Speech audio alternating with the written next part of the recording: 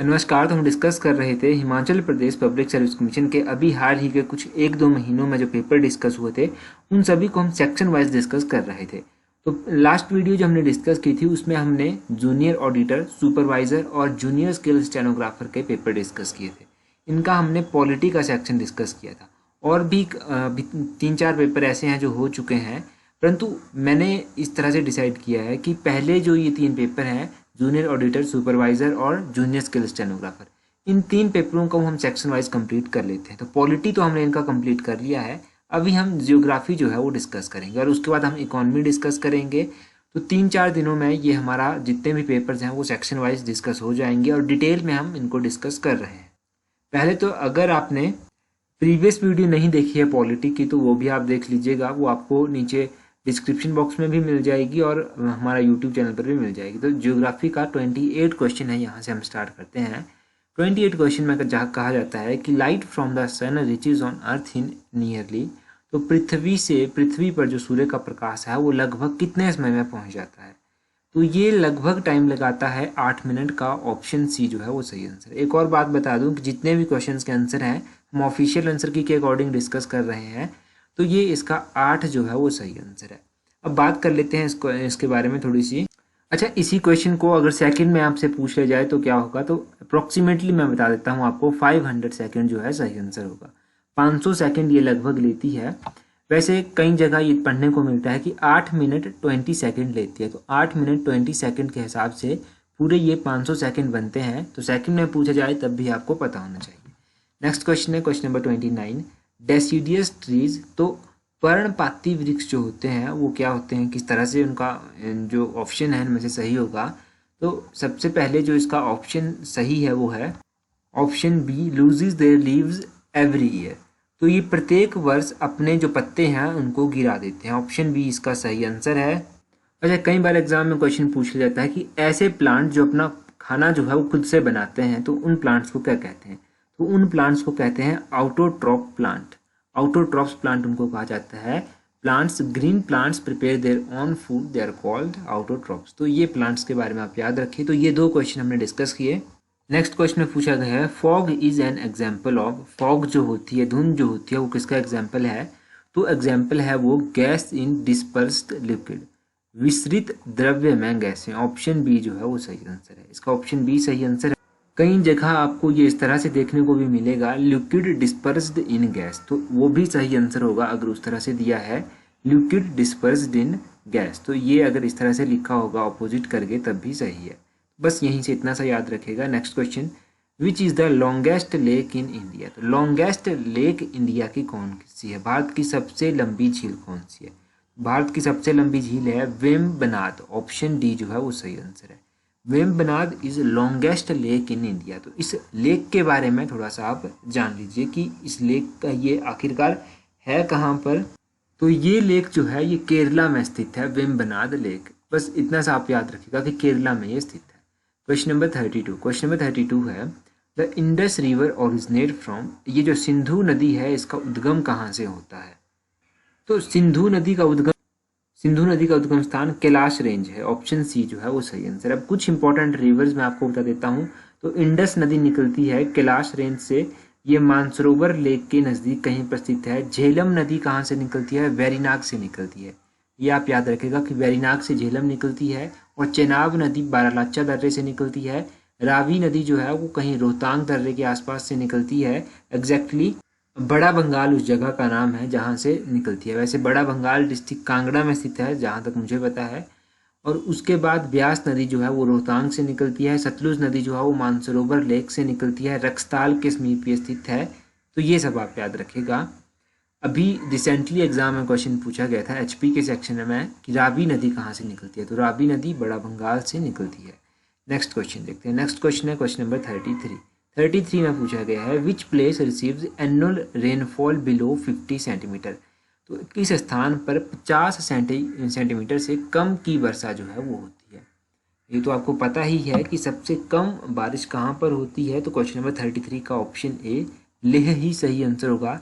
लेह में आपको पता है कि कम बारिश होती है एज़ कम्पेयर टू जितने भी प्लेसेस दिए गए हैं उनके अच्छा, सबसे अधिक बारिश कहाँ पर होती है? तो सबसे अधिक बारिश जो है वो मेघालय के चेरापूंजी के मोनसराम नामक जगह पर होती है। ये भी पूछा जाता है कि कहाँ पर होती है सबसे अधिक बारिश, तो मोनसराम जो कि चेरापूंजी मेघालय के समीप स्थित है, वहाँ पर सबसे अधिक बारिश होती है। नेक्स्ट क्वेश्चन है question number 34। At seed BT seed is related to. तो बीटी सीड किससे संबंधित है? कई बार आपने सुना भी होगा, बीटी सीड कॉटन कहते हैं। जनरली इस तरह से कहा जाता है बीटी सीड कॉटन। न्यूज़पेपर में आपने पढ़ा होगा या कहीं और पर, तो ऑप्शन बी सही आंसर है। अच्छा, कॉटन जो कपास है वो सबसे अधिक कौन सी मिट्टी में बोया जाता है? तो ब्लैक सी यानी कि काली मिट्टी में कॉटन जो है वो सबसे अधिक बोया जाता है। ये सबसे सूटेबल सॉइल मानी जाती है कॉटन के लिए, ब्लैक सॉइल।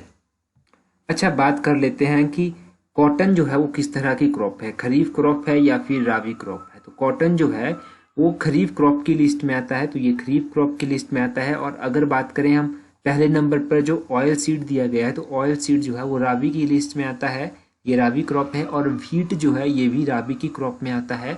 और अगर बात करें राइस यानी कि चावल की, तो चावल जो है वो खरीफ की क्रॉप में आता है। ये भी आपको पता होना चाहिए खरीफ और राबी क्रॉप के बारे में। नेक्स्ट क्वेश्चन क्वेश्चन नंबर 35 है। 35 में पूछा गया है the element which is rich in most leafy vegetable is. तो पत्तीदार सब्जियों में सबसे अधिक प्रचुर मात्रा में क्या पाया जाता है? कई बार ऐसा पूछ लिया जाता है कि आयरन जो है वो सबसे अधिक किस चीज़ में पाया जाता है, तो वहाँ पर ऑप्शन दिया गया होता है ग्रीन वेजिटेबल्स, तो इसका भी ऑप्शन सी सही आंसर होगा। और ऑपोजिट में पूछ लिया गया तो ग्रीन वेजिटेबल या फिर लीफी वेजिटेबल सही आंसर होगा। क्वेश्चन नंबर 36 है which vitamin deficiency causes pernicious anaemia. तो परनीशियस एमीना किस विटामिन की कमी से होता है? किस विटामिन की कमी से परनीशियस एनीमिया होता है? ये होता है विटामिन B12। ऑप्शन ए जो है वो सही आंसर है। अच्छा, अब विटामिन्स की बात हुई है तो विटामिन्स के केमिकल नेम जान लेते हैं। सबसे पहले तो विटामिन B12 है, तो विटामिन B12 का ही केमिकल नेम आपको पता होना चाहिए। तो इसका केमिकल नेम होता है साइनोकोबाल्मिन, तो ये इसका विटामिन केमिकल नेम होता है। उसके बाद विटामिन सी आता है, विटामिन सी का केमिकल नेम होता है एस्कॉर्बिक एसिड। विटामिन डी की बात करें तो विटामिन डी का केमिकल नेम होता है, विटामिन डी का कोकैल्सिफिरोल जो है वो होता है केमिकल नेम। और उसके बाद बात करें विटामिन के की, तो विटामिन के का फिलोकिनन जो है वो केमिकल नेम होता है। तो इनके केमिकल नेम भी याद होने चाहिए, कई बार पूछे जाते हैं। मैक्सिमम टाइम विटामिन सी का पूछा गया है एस्कॉर्बिक एसिड। क्वेश्चन नंबर 37 है the colour of ocean appears to be blue because of sunlight falling on it is. तो महासागर का रंग जब नीला दिखाई पड़ता है तो ये किस कारण जो है वो दिखाई पड़ता है? ये तो पता है कि सूर्य की किरणें उसके ऊपर पड़ती हैं, तो उन किरणों को क्या होता है, क्या वो रिफ्लेक्ट होती हैं, रिफ्रैक्ट होती हैं, डिफ्रैक्ट होती हैं या फिर स्कैटर होती हैं? तो ये जो है ये स्कैटरिंग ऑफ लाइट के कारण होता है, यानी कि जो सूर्य की किरणें पड़ती हैं वो स्कैटर्ड हो जाती हैं और एक फिनोमिना लगता है पूरा का पूरा, उसमें ब्लू कलर जो है वो बन जाता है, इसीलिए ये ब्लू कलर दिखाई देता है। क्वेश्चन नंबर 38 है what is the conductivity of super conductor. तो अति चालक की चालकता क्या होती है? तो क्वेश्चन नंबर 38 का जो है वो ऑप्शन बी इन्फिनाइट जो है वो सही आंसर है। एक सुपर कंडक्टर की कंडक्टिविटी जो है वो इन्फिनाइट होती है, ये आपको पता होना चाहिए। वैसे ये क्वेश्चन साइंस के क्वेश्चंस में आते हैं, परंतु आप इनको ज्योग्राफी में भी इंक्लूड कर सकते हैं। तो ये तो नेक्स्ट हो गया हमारे पास जूनियर ऑडिटर का पेपर। इसके बाद हम नेक्स्ट पेपर देखेंगे। तो सुपरवाइजर का जो पेपर है यहाँ पर ज्योग्राफी का क्वेश्चन आता है, क्वेश्चन नंबर 145 का पहला जो क्वेश्चन है वो है longest day in northern hemisphere is. तो नॉर्दर्न हेमिस्फीयर यानी कि उत्तरी गोलार्ध में सबसे बड़ा दिन कौन सा होता है? तो उत्तरी गोलार्ध का सबसे बड़ा दिन होता है 21 जून। ऑप्शन ए जो है वो सही आंसर है। 21 जून जो है वो सबसे बड़ा दिन होता है नॉर्दर्न हेमिस्फीयर का। अच्छा, और longest day of southern hemisphere कौन सा होता है? तो साउदर्न हेमिस्फीयर का सबसे लंबा दिन जो है वो होता है दिसंबर 22। तो ये भी आप याद रखिएगा, longest day of northern hemisphere and longest day of southern hemisphere, ये दोनों ही चीज़ें याद रखनी है यहाँ से, क्योंकि दोनों चीज़ें एग्जाम में पूछी जा चुकी हैं। अच्छा, इससे पहले भी जो था क्वेश्चन ज्योग्राफी का ही था, which is the largest planet. तो इनमें से कौन सा जो है वो सबसे बड़ा ग्रह माना जाता है? सबसे बड़ा ग्रह जो है इनमें से कहा जाता है ऑप्शन सी जुपिटर को, जुपिटर यानी बृहस्पति को। ऑप्शन सी जो है वो सही आंसर है। नेक्स्ट, अच्छा, लार्जेस्ट प्लेनेट जुपिटर हो गया। स्मॉलेस्ट प्लेनेट कौन सा है? तो स्मॉलेस्ट प्लेनेट कहा जाता है मरकरी को, ये भी याद रखिए। ऐसा कौन सा प्लेनेट है जिसे इवनिंग स्टार भी कहा जाता है? तो ऐसा प्लेनेट जो है वीनस है, जिसे इवनिंग स्टार भी कहा जाता है। वीनस को मॉर्निंग स्टार भी कहा जाता है, और वीनस को जो है वो अर्थ का सिस्टर प्लेनेट भी कहा जाता है। तो ये आप वीनस के बारे में याद रखें। Question number 146, which is green house gas? इनमें से कौन सी ग्रीन हाउस गैस है? तो carbon dioxide is green house gas, option A जो है वो सही आंसर है। अच्छा, अब जो इम्पोर्टेंट ग्रीन हाउस गैसेज हैं वो कौन कौन सी हैं? सबसे पहले तो वाटर वेपर सबसे पहले पर आता है, उसके बाद कार्बन डाइऑक्साइड आता है, उसके बाद मीथेन आता है, उसके बाद ओजोन आता है, उसके बाद नाइट्रस ऑक्साइड आता है, और उसके बाद क्लोरोफ्लोरोकार्बन आता है। तो ये सभी जो हैं ग्रीन हाउस गैसेज हैं। मतलब 3-4 बार जो भी पेपर हुए हैं अभी तक, उन सभी में जहाँ तक मुझे याद है तो ग्रीन हाउस गैसेज के बारे में पूछा ही गया है। मैं एक बार फिर से रिपीट कर देता हूँ। Water vapour, carbon dioxide, methane, ozone, nitrous oxide, chlorofluorocarbon, ये सभी क्या है? ग्रीन हाउस गैसेज हैं। तो ये आप ग्रीन हाउस गैसेज के बारे में याद रखिए। Question number 147, boundary line between India and Pakistan. तो इंडिया और पाकिस्तान के बीच जो बाउंड्री लाइन पड़ती है उसे रेड क्लिफ कहा जाता है, ऑप्शन ए जो है वो सही आंसर है। और इंडिया और चाइना के बीच की जो लाइन है उसे क्या कहा जाता है? उसे कहा जाता है मैकमोहन लाइन। अच्छा, बाकी कुछ लाइंस भी जो है यहाँ पर दी गई हैं, उनके बारे में जान लेते हैं। तो मैकमोहन आपको पता चल गया, इंडिया और चाइना के बीच की है। उसके बाद डुरंड लाइन आती है, तो डुरंड लाइन पाकिस्तान और अफगानिस्तान के बीच है। मैग्नेट लाइन जो है वो किसके बीच में है? तो मैग्नेट लाइन जो है वो स्थित है कहाँ पर? फ्रांस और जर्मनी के बीच में। तो जर्मनी फ्रांस इसका सही आंसर होगा। इसके अलावा कुछ और इम्पोर्टेंट लाइंस, एक तो होगी 49th पैरेलल, ये यूएसए और कनाडा के बीच की लाइन है। और 38th पैरेलल, ये नॉर्थ और साउथ कोरिया के बीच की लाइन है। तो अभी तक तो ये सभी लाइनें पूछी भी गई हैं। 38th parallel I think exam yo HS के एग्जाम में पूछा गया था। 49th पैरेलल भी पूछा जा चुका है। तो ये सब आप याद रखिएगा। नेक्स्ट क्वेश्चन है, विच इज लार्जेस्ट ओशियन? इनमें से कौन सा लार्जेस्ट ओशियन है? सबसे बड़ा महासागर कौन सा है? तो सबसे बड़ा महासागर जो है वो है पैसिफिक ओशियन, ऑप्शन ए जो है वो सही आंसर है। ओशियंस के बारे में जान लेते हैं। तो देखिए 4 ओशियंस जो हैं वो स्थित हैं अर्थ के ऊपर। तो 4 ओशियंस कौन कौन से हैं? ये 4 ओशियंस हैं Pacific ocean, Atlantic ocean, Indian ocean और आर्कटिक ओशियन। तो सबसे लार्जेस्ट ओशियन जो है वो तो हो गया पैसिफिक ओशियन। और सबसे स्मॉलेस्ट ओशियन कौन सा है? तो सबसे स्मॉलेस्ट ओशियन जो है वो है आर्कटिक ओशियन। तो आर्कटिक ओशियन, पैसिफिक ओशियन। और ऐसा कौन सा ओशियंस है जिसकी सबसे लंबी कोस्ट लाइन है? तो Atlantic ocean has the longest coastline. तो ये आप ओशियंस के बारे में 2-3 क्वेश्चन याद रखिए। Question number 149, Narora nuclear power station is located इन। तो नरोरा न्यूक्लियर पावर स्टेशन कहाँ पर है? ये उत्तर प्रदेश में स्थित है, ऑप्शन बी जो है वो सही आंसर है। क्वेश्चन नंबर 150 देखते हैं, Irula is a tribe of. तो ये इरूला जो है कहाँ की ट्राइब है? ये ट्राइब देखो रेयर ट्राइब है, मतलब ऐसी ट्राइब्स कम पूछी जाती हैं। तो इसका ऑप्शन सी तमिलनाडु जो है वो सही आंसर है। तमिलनाडु की है ये इरूला ट्राइब। अच्छा, ट्राइब के बारे में भी एक आधा क्वेश्चन देख लेते हैं। तो एक टोडा ट्राइब है। टोडाज ट्राइब जो है वो कहाँ पर पाई जाती है? टोडाज ट्राइब जो है वो पाई जाती है नीलगिरी हिल्स में। नीलगिरी की जो पहाड़ियाँ हैं वहाँ पर ही पाई जाती हैं। क्वेश्चन नंबर 155 जो है वो पॉलिटी का क्वेश्चन है। तो इतने ही क्वेश्चन यहाँ पर जियोग्राफी के इस पेपर में। अगला पेपर हम देखेंगे अब जूनियर स्किल स्टेनोग्राफर का ये पेपर है। क्वेश्चन नंबर 86 से हम स्टार्ट करेंगे। जियोग्राफी का ये क्वेश्चन है। इस क्वेश्चन में पूछा गया है सूर्य पृथ्वी से कितना गुना बड़ा है? तो the sun is how many times bigger than the earth. देखो भाई, सूर्य जो है वो पृथ्वी से लगभग 13 लाख गुना बड़ा है। ऑप्शन सी जो है इस क्वेश्चन का सही आंसर है। क्वेश्चन नंबर 86 का जो है वो ऑप्शन सी सही आंसर है।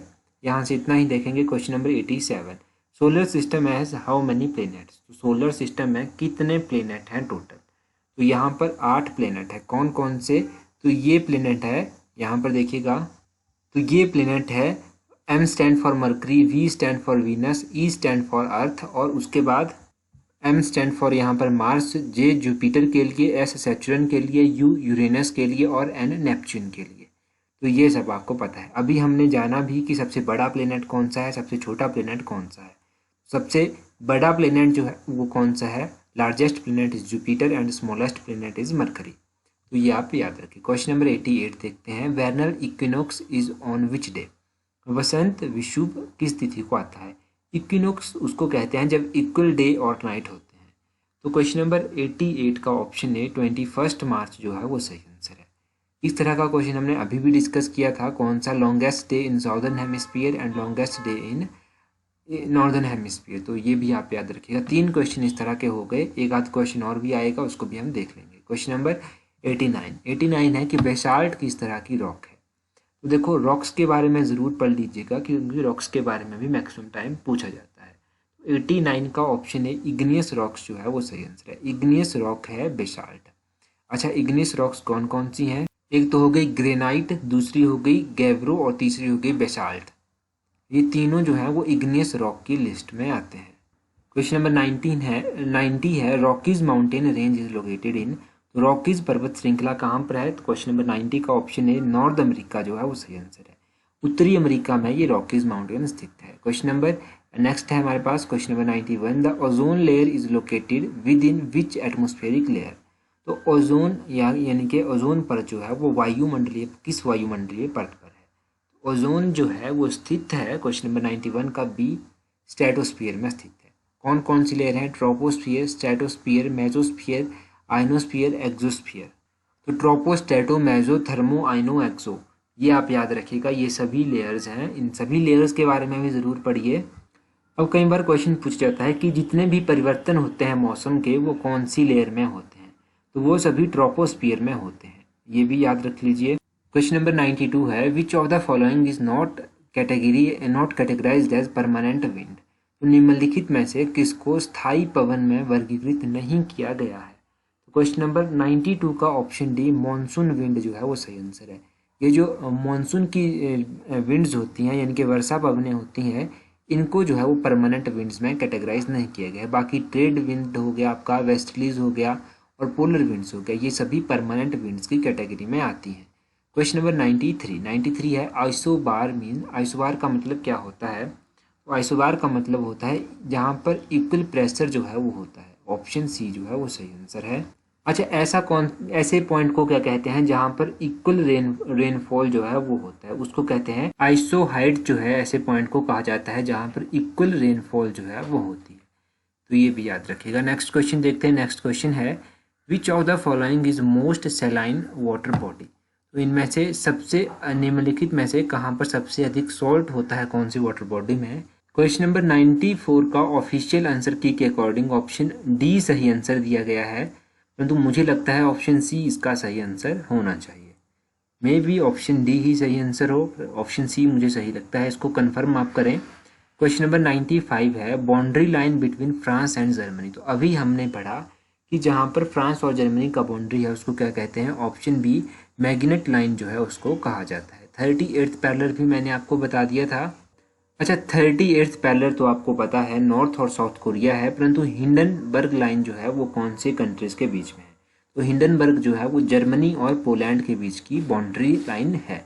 96 है Palk Strait connect Bay of Bengal भी। तो पाक जलडमरू बंगाल की खाड़ी को किससे जोड़ता है। पाक जलडमरू जो है या फिर पाक स्टेट कनेक्ट करता है बे ऑफ बंगाल को इंडियन ओशियन से। ऑप्शन ए जो है वो सही आंसर है। क्वेश्चन नंबर नेक्स्ट है हमारे पास Paris is located on the bank of which river. तो पेरिस जो है वो कौन सी नदी के किनारे स्थित है। तो पेरिस जो है वो सीन नदी के किनारे स्थित है। ऑप्शन डी सही आंसर है। क्वेश्चन नंबर नेक्स्ट है Pittsburgh is famous for which industry. तो पिट्सबर्ग जो है वो किस इंडस्ट्री के लिए फेमस है। पिट्सबर्ग फेमस है अपना आयरन और स्टील इंडस्ट्री के लिए। ऑप्शन सी जो है वो सही आंसर है। नेक्स्ट क्वेश्चन है which is the only country through which both equator and Tropic of Capricorn passes. तो ऐसी कौन सी कंट्रीज है जहां से इक्वेटर और ट्रॉपिक ऑफ कैप्रिकॉर्न दोनों पास होते हैं। ऐसी कंट्री है अपना ऑप्शन ए ब्राज़ील। ब्राज़ील जो है ऐसी कंट्री है। क्वेश्चन नंबर नेक्स्ट है इंडियन सब continent is located in which hemisphere. तो इंडियन सब कॉन्टिनेंट जो है वो कौन से हेमिस्फीयर में है। तो ये नॉर्दर्न हेमिस्फीयर में स्थित है। क्वेश्चन नंबर 101 है Jelep La pass is located in which Indian ocean. Jelep La pass जो है वो सिक्किम में स्थित है। ऑप्शन बी सही आंसर है। अच्छा, नेक्स्ट क्वेश्चन में पूछा गया है कि which river is called sorrow of Bihar. तो सॉरो ऑफ बिहार जो है वो कौन सी नदी को कहते हैं? ये कोसी नदी को कहा जाता है, सॉरो ऑफ बिहार। और ऐसी कौन सी नदी है जिसे सॉरो ऑफ बंगाल कहा जाता है? तो सॉरो ऑफ बंगाल कहा जाता है दामोदर नदी को। नेक्स्ट क्वेश्चन है question number 103, Kakrapar project is built on which river. तो काकरापार परियोजना जो है वो ताप्ती नदी के ऊपर बनी हुई है। ऑप्शन ए सही आंसर है क्वेश्चन नंबर 103 का। क्वेश्चन नंबर 104 है कि सुंदरबन मैंग्रोव फॉरेस्ट जो है वो कहाँ पर स्थित है? तो ये वेस्ट बंगाल में स्थित है, सुंदरबन मैंग्रोव। क्वेश्चन नंबर 105 है which of the following is not Kerala crop. तो इनमें से कौन सा जो है वो धान्य फसल या फिर मोटा अनाज नहीं है? तो अगर बात करेंगे क्वेश्चन नंबर 105 की, तो ऑप्शन सी लाइन स्टोन जो है वो सही आंसर है, अलसी जो है वो सही आंसर होगा। Which is known as regur soil. तो रीगर सॉइल जो है वो कौन सी मिट्टी को कहते हैं? ब्लैक सॉइल को कहा जाता है। ऑप्शन बी जो है वो सही आंसर है। तो ये 3 पेपर हमने अभी डिस्कस कर लिए। पॉलिटी का सेक्शन नहीं देखा है तो सेक्शन को ज़रूर देखें। So that's all for today. Thank you for watching the video.